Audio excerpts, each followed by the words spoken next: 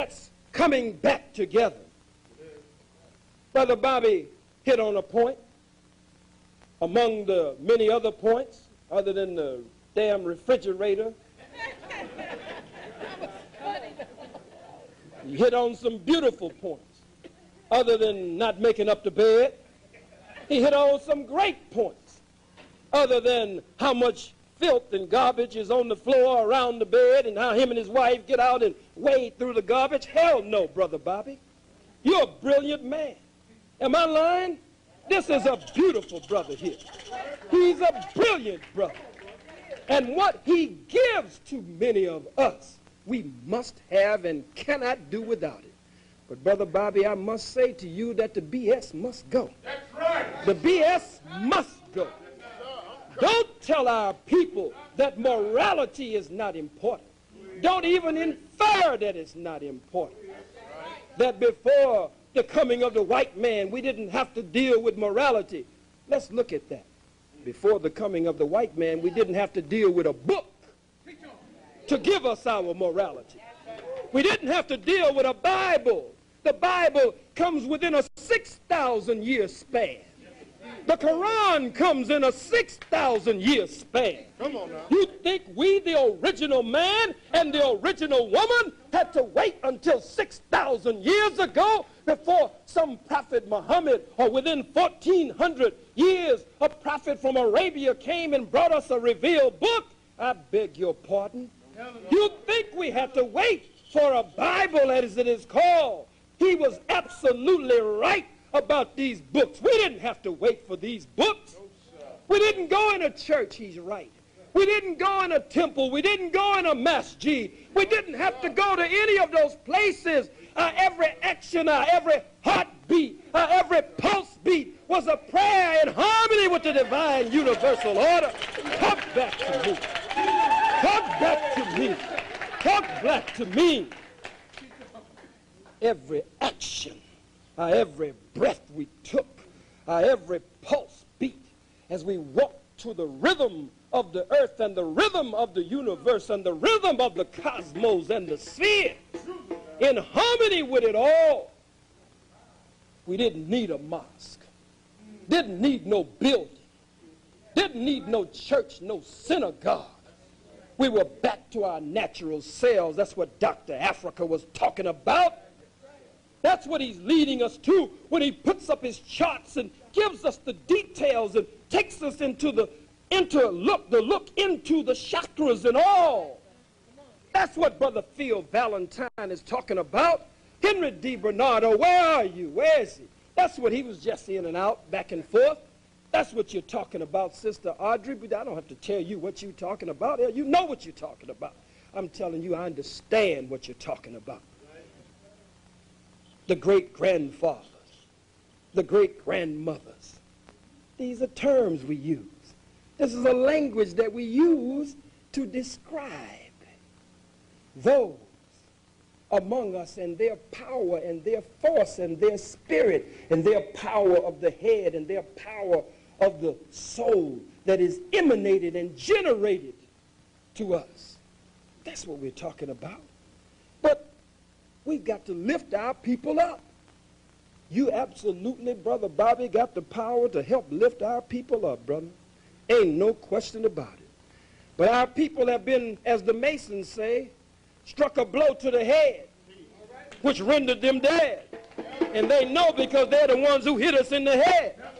At the east gate, carried us on a westerly course, buried us in the north corner where there is no light, under an old rubbish heap. Placed a sprig of acacia or evergreen on the grave to show that there was still life in the grave.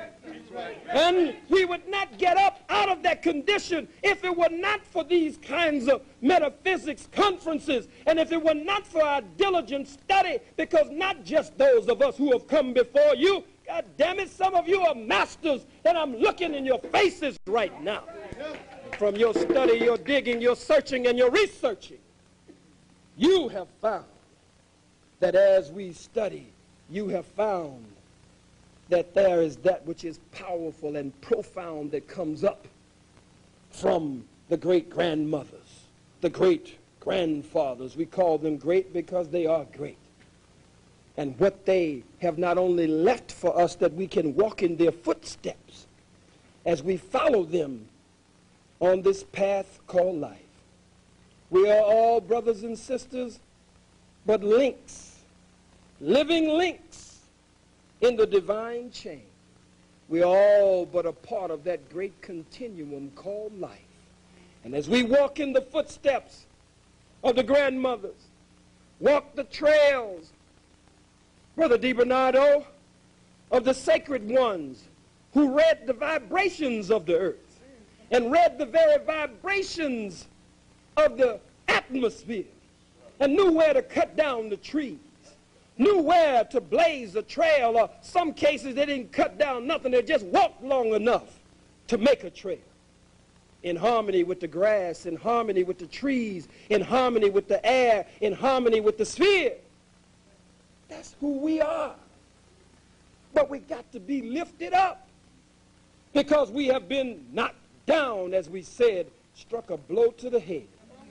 And so they say that we couldn't get up unless someone came to us, not just with the lion's paw or the eagle's claw, but he must old Masons in their secret society.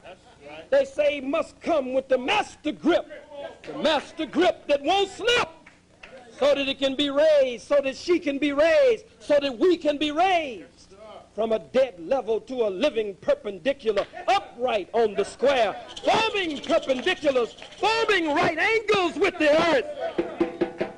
Because your nature is to be upright, black man. Your nature is to be upright, black woman. We come in on a horizontal level and we crawl. The baby crawls like one of the animals of the field. But because it is not the baby's nature to crawl and to remain on a horizontal level, the baby is all the time trying to pull up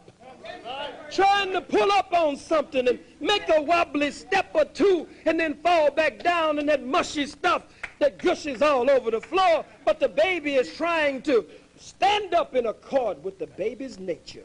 And so the baby stands up, forming again right angles, perpendiculars with the earth. The baby reaches upward because it is your nature to be upward. Oh, don't say that we don't need morality. Oh, you're absolutely right. There was a time it would appear we didn't need it, but now we've got to ask some questions. At this conference, what happened to the great HEMMIT? What happened? What happened to Ethiopia, to Nubia? What happened to Mona Matapa? What happened to Mali, Songhai, Timbuktu? What happened to Ghana? What happened to the African civilization? What happened to the people who were civilization builders, who gave law, government, science, mathematics, geometry? What happened to the people who gave art, who gave music? What happened to the people who gave medicine to the world? What happened to you, black man and black woman? The Bible says, the scripture says, you're not what you were yesterday. You won't be tomorrow what you are today. You think you're where you're going, but you're just on your way. We're on a journey, brothers and sisters. We're making a sacred pilgrimage. And we must purify our steps. And we must purify these vessels. I used to be a strict vegetarian. And every time I hear the gospel according to Laila, Africa, when I read the book of Laila, I come out of the darkness. I come out of the night. Laila. You'll get that one later on after you study the tape. Don't worry about it. I know you're the heavyweights. You'll get it. You say, what are you talking about, that Laila thing? Let's go dig into that thing. You'll get it. We'll talk about it. When I read the gospel according to Laila, Africa, those of you who've been around me know that I've now begun to go back to myself.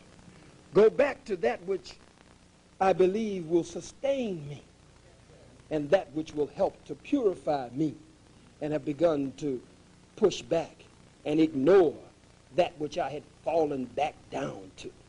We all have to admit when we fall, brothers and sisters. Hell, that's the only way you're going to get up. I can't talk about cleaning my body. I can't talk about purifying my colon, my stomach, my intestines, my bloodstream. I can't talk about that which will enrich my melanin. I can't talk about all of that if I won't make up my goddamn bed. God damn it, make up your bed.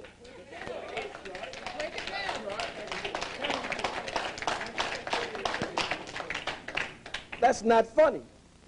You're a strong man, but some of our people are weak. I don't give a damn how many books they quote. You know I ain't lying to you, Bobby. They're weak as hell. Weak as they can be. They'll see you during the etutu. They see you during the etutu or the libation. They see you during the libation, take a little swig.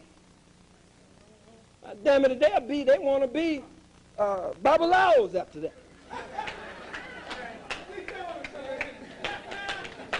Say, yeah, this spiritual thing is all right. Get me a big old bottle. Bobby was wise. He just took a little sip because he know what can do.